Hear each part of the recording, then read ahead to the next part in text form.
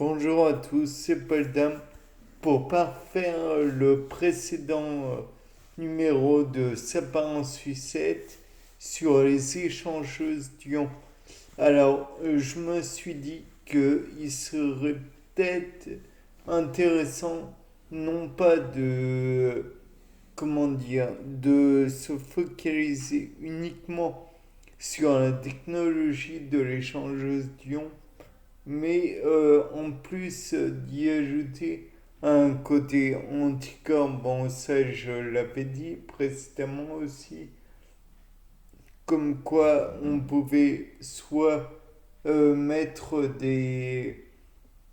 dans la résine échangeuse d'ions des ions particuliers qui vont se fixer avec d'autres molécules, mais aussi des anticorps qui eux-mêmes vont se fixer à des molécules bien particulières parce que ces anticorps auraient été retirés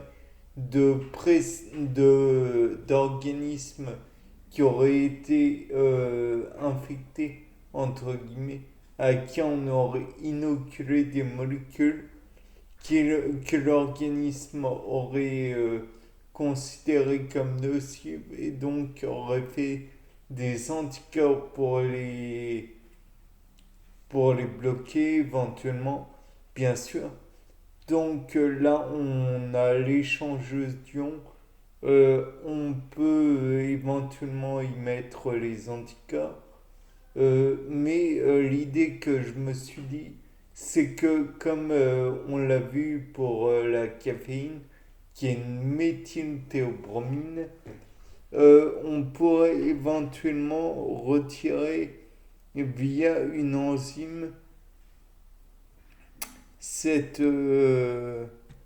méthylation qui inactive en fait et donnerait finalement de la théobromine à l'état brut.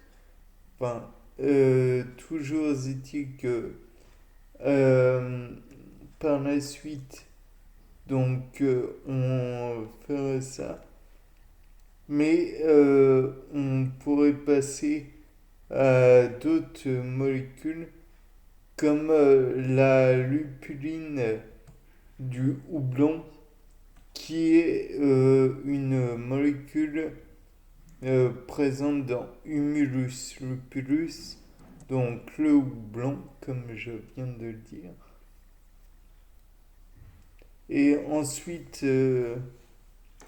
on pourrait envisager éventuellement, si elle a un certain côté proche de certaines molécules présentes dans le cannabis, qui est, je vous le rappelle, à la base non récréatif, mais certaines personnes l'ont détourné. Mais on peut aussi le voir sous un côté médical, et donc on pourrait rappeler qu'il y a dedans du THC, certes, qui peut avoir une utilité pour les spasmes, mais aussi il y a une molécule appelée CBD, donc THC tétrahydrocannabinol, mais il y a CBD, donc cannabidiol. Peut-être que si on farfouillait un petit peu moléculairement, on pourrait trouver dans le CBD une certaine molécule, une certaine partie du CBD ou du THC. Et donc, on pourrait éventuellement faire appel à des enzymes qui sont des catalyseurs de réactions biologiques, certes, mais aussi il y a, comment, certaines molécules telles que ou plutôt comme CRISPR-Cas9, qui pourraient éventuellement couper puisque c'est un genre de ciseau moléculaire, cellulo-moléculaire presque. Je ne sais pas si l'expression peut être employée. Néanmoins, le fait est que peut-être on pourrait modifier beaucoup plus de molécules afin que celles-ci soient opérationnelles pour soigner d'autres problèmes et donc peut-être augmenter des réactions. Et peut-être pourrait-on aussi méthyler certaines réactions, puisque on le sait maintenant, la théobromine fait partie du cacao. Bon, de là, on sait que le cacao, c'est pas le plus grand et le plus gros excitant qui soit. Néanmoins, quand on méthyle cette théobromine, on obtient de la caféine, donc quelque chose de beaucoup plus énergisant. Donc peut-être que en prenant ce cas,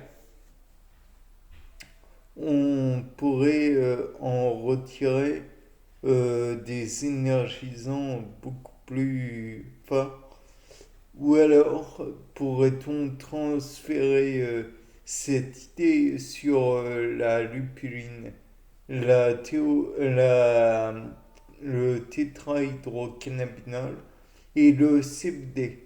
Peut-être y a-t-il des choses qui font que ça pourrait agir un peu mieux, mais qui sont bloquées par des molécules qui gravitent autour de celles d'intérêt et qui l'empêchent d'être exploité à son plein potentiel.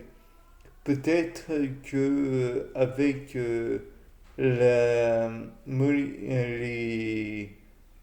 la technologie aussi que nous pouvons utiliser dans le cas dans la filtration par gène, nous pourrions aussi comment dire évincer les molécules autres que celles d'intérêt et donc faire transférer euh, sur un champ bien particulier les molécules qui nous intéressent ou pas, qui se représentent, et finalement les sélectionner de telle façon à ce que celle qui soit trop grande, trop grosse, soit pas séparée, mais retirée de l'ensemble des autres molécules. De plus, il est intéressant de rappeler qu'il existe un matériel, bon, qui vaut ce qui vaut, qui est un peu ancien, c'est le banc Coffleur. Donc peut-être que c'est un peu destructif comme façon de sélectionner, mais si on s'en réfère à ce banc, à l'utilisation de ce banc, c'est qu'il chauffe très fort, enfin de façon différentielle, et on fait de plus en plus chauffer l'échantillon jusqu'à temps que celui-ci puisse trouver son point de fumée. Et donc à ce moment-là, il est entre guillemets brûlé et il doit correspondre tout à fait au point qu'il faut pour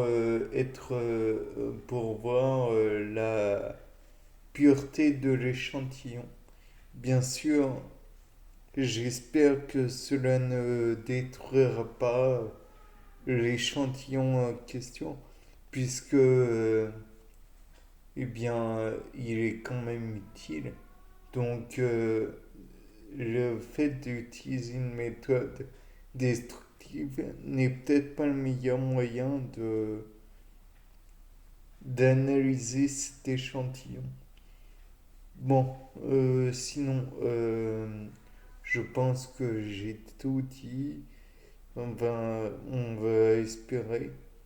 C'était Paul Dame pour un nouveau Sapin en Suicide. Au revoir.